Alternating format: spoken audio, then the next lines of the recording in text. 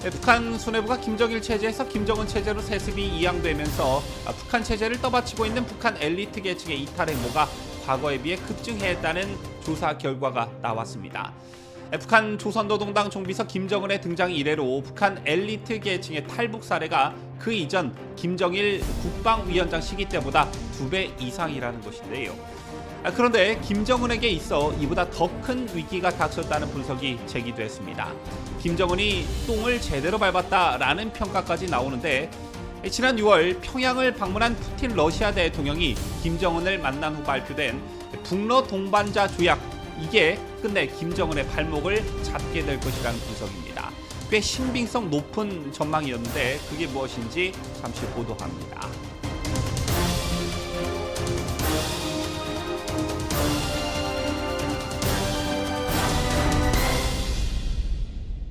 시청자 여러분 안녕하십니까? 뉴스데일리 베스트 민앵커입니다. 통일부에 따르면 북한 이탈 주민 가운데 국가정보원이 단독보호 대상으로 지정 분류한 북한 엘리트 계층 탈북민은 지난 1997년 7월 이후 현재까지 도합 188명이라고 합니다. 북한 엘리트 계층의 탈북민으로도 볼 수 있는 일명 단독보호 탈북민이란 북한 이탈 주민 보호 및 정착 지원에 관한 법 등에 따라 국가 안전보장에 현저한 영향을 줄 우려가 있는 사람으로 지정된다고 할 수 있겠는데요. 이들의 보호 여부는 국정원장 등 국가유일 중앙정보기관장이 결정하게 됩니다. 주로 북한 조선노동당 혹은 체제 관료, 보위 목적 군관 등을 포함해 체제 보위 기관 혹은 공작기관 출신 인사들이 여기에 다수가 해당되며 이들의 가족도 포함된다고 합니다. 정부는 탈북민 관련법 제정 등에 따라 지난 1997년 7월부터 이들의 수를 종합해 왔는데, 김정일 국방위원장이 김일성 사망 이후 시점인 이 시기부터 김정일이 사망한 시점인 지난 2011년 12월까지 총 14년 6개월 동안 탈북했던 엘리트층 인사는 총원 54명으로 집계됐습니다. 이후 북한 조선노동당 총비서 김정은으로의 세습체제가 본격적으로 들어선 지난 2012년부터 올해 6월까지 총 12년 6개월가량에 걸쳐 134명의 북한 엘리트 계층 인사들이 탈북한 것으로 나타났는데요. 북한 엘리트 계층의 전체 숫자 변동을 고려하지 않고 단순 탈북자 인원 수치로만 비교했을 때 김정일 집권보다 김정은 집권기에 북한 엘리트 계층의 탈북 행태가 약 2.5배 이상 늘어난 것으로 볼 수가 있습니다. 따라서 김정은으로서는 이런 탈북 러시가 최대 위협으로 받아들여질 수밖에 없겠고, 이런 탈북 러시를 막기 위해 공포 정치를 한층 더 강화하는 한편 탈북 봉쇄에도 적지 않은 신경을 쓰고 있는 실정이죠. 그런데 이런 탈북 러시도 북한 정권 입장에서는 큰 위협이 되고 있지만 이보다 더 큰 위협이 도사리고 있다는 분석이 제기돼 화제를 모으고 있습니다. 지난 21일 인터넷 매체 뉴데일리에는 전 주간동화 편집장을 지낸 이정훈 TV 대표의 똥 밟은 김정은 어쩌나 러시아 크게 뚫렸다, 파병 압박 받게 됐다라는 칼럼이 실렸습니다. 굉장히 신빙성 있는 전망과 분석이었기 때문에 각종 커뮤니티 등에서 정말 화제가 되고 있는데요. 아시다시피 한동안 잠잠했던 러시아와 우크라이나 전쟁이 최근 새로운 국면을 맞이하게 됐지요. 미국 정보부대의 도움을 받은 우크라이나의 전자전 부대가 은밀히 러시아의 쿠르스크주로 침투하는 큰 사건이 벌어졌습니다. 그때까지 우크라이나는 빼앗긴 돈바스 수복에만 집중했고, 러시아는 우크라이나가 러시아 영토를 침공하리라고는 생각조차 하지 못했습니다. 때문에 쿠르스크 방어엔 크게 신경을 쓰지 않았던 것인데요. 그런데 미국이 이런 허점을 영특하게 알아차린 것이지요. 미국이 훈련시키고 장비도 갖추게 한 우크라이나 전자전 부대를 우크라이나 특수전 부대와 함께 쿠르스크로 침투하게 했습니다. 침투한 이 전자전 부대가 다양한 발신기를 배치해 강력한 방해 전파를 쏘자 이 지역에 러시아 군통신이 마비됐고, 그 순간 우크라이나 기동부대가 돌격해 일주일 만에 서울 면적의 1.5배를 점령해버렸습니다. 그야말로 러시아가 완전히 뚫려버린 것이죠.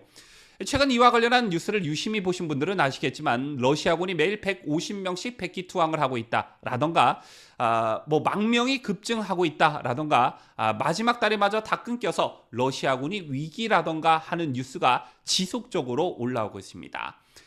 따라서 러시아 푸틴이 23년 통치 이래 최대 위기를 맞게 됐다라는 것인데요. 그렇다면 이러한 소식이 대체 북한과 무슨 상관관계가 있을까요? 해당 칼럼을 쓴 이정훈 대표가 주목한 것은 다름 아닌 지난 6월 평양을 방문한 푸틴 러시아 대통령이 김정은을 만난 후 발표된 북러 동반자 조약, 북한이 발표한 정식 명칭은 조선민주주의인민공화국과 러시아 연방 사이의 포괄적인 전략적 동반자 관계에 관한 조약인데, 이 조약의 제4조의 내용이었습니다. 그 내용을 그대로 읽어드리자면, 쌍방 중 어느 일방이 개별적인 국가 또는 여러 국가들로부터 무력 침공을 받아 전쟁 상태에 처하게 되는 경우 타방은 유엔 헌장 제51조와 조선민주주의인민공화국과 러시아 연방의 법에 준하여 지체 없이 자기가 보유하고 있는 모든 수단으로 군사적 및 기타 원조를 제공한다, 이렇게 되어 있습니다. 결론부터 말하자면 바로 이 조항 때문에 김정은이 완전히 똥밟았다라는 것인데요. 국가 간 조약이나 합의는 전문을 공개하지 않는 경우가 많습니다. 하지만 김정은은 조약 체결에 대만족을 한 듯 푸틴이 떠나자 조선중앙통신에 조약 전문을 공개했습니다. 뭔가 대내적으로 성과를 알리기 위함이었겠죠. 이 시기에 북한은 러시아의 전쟁 물자를 팔아먹고 있었고, 러시아로부터 발전된 미사일과 로켓 기술을 도입해서 만든 신형 미사일과 정찰 위성 발사를 위한 발사체 시험 발사에도 열을 올렸습니다. 그런데 북한 무기를 사줘 북한 경제를 살려준 푸틴이 이런 조약까지 맺어줬으니 이에 천군만마를 얻은 것 같은 김정은은 러시아는 이 조약을 철저히 지켜달라라는 뜻으로 전문을 공개했을 가능성이 매우 높다라는 것이 이정훈 대표의 분석이었습니다. 그런데 우크라이나의 반격으로 현재 푸틴이 곤경에 처하게 됐다라는 것이죠. 또한 엎친 데 덮친 격으로 러시아군이 현재 바닥을 드러내고 있다는 것입니다. 쿠르스크에도 러시아군이 있긴 하지만 이들의 전투력은 형편이 없다고 합니다.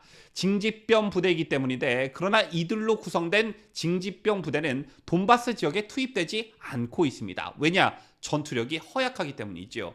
이런 징집병을 가지고 영토와 가족을 잃어 독이 오를 대로 오른 우크라이나군의 저항을 감당할 수가 없다라는 것입니다.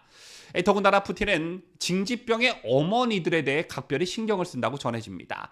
1979년 소련이 특별군사작전이라는 이름으로 시작했다가 실패한 아프가니스탄 전쟁의 기억 때문인데, 소련은 아프간을 쉽게 보고 징집병으로 구성된 군을 투입했다가 10년을 싸우고도 목표를 달성하지 못하는 낭패에 빠졌습니다. 그렇게 긴 전쟁으로 많은 징집병이 희생되자 아들을 군대에 보낸 러시아 어머니들이 반전 데모에 나섰고, 이것이 소련군의 아프간 철수와 소련 붕괴의 한 원인이 되었기 때문에 푸틴도 이러한 러시아인들의 정서를 누구보다 잘 알고 있다는 것입니다. 때문에 러시아 푸틴 입장에서는 동맹을 맺은 나라의 지원을 받는 것을 고려할 수밖에 없는 처지로 내몰리고 있다는 것인데요. 그 대상이 동맹을 맺은 벨라루스와 북한이 될 수 있다는 것입니다. 북한은 자기가 보유하고 있는 모든 수단으로 군사적 및 기타 원조를 제공한다는 동반자 조약 4조를 이행하라고 북한 김정은에게 요구할 가능성이 매우 높다라는 것입니다. 때문에 러시아의 기대 한미에 대항하려고 한 김정은이 졸지에 똥 씹은 처지가 됐다, 똥 밟은 처지가 됐다라는 것입니다.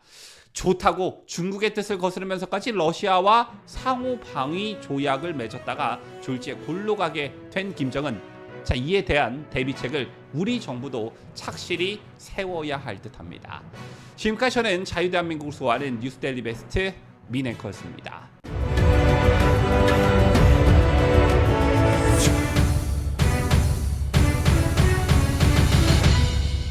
함께해요. 뉴스데일리 베스트.